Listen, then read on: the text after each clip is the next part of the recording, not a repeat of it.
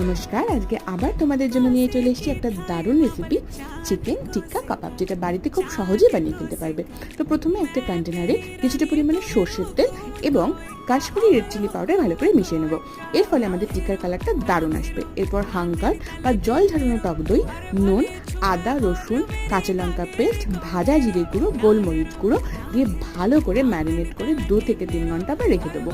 এরপর একটা গ্রিলারে ভালো করে অয়েল ব্রাশ করে নিয়ে আমরা ম্যারিনেটেড চিকেনগুলো ওপর থেকে রেখে ভালো করে অয়েল ব্রাশ করে প্রি হিটেড ওভেনে 15 মিনিটসের জন্য এক পিঠ ও পরের পিঠ 15 মিনিটের জন্য করতে বসিয়ে দেবো। এরপর যখন আমাদের কাবাবটা বেরিয়ে আসবে, তারপর আগুনে ভালো করে ঝলসে নেব। ঠিক দোকানের মতো একটা কালার আসবে, গন্ধ আসবে, আর দারুণ স্বাদ হবে।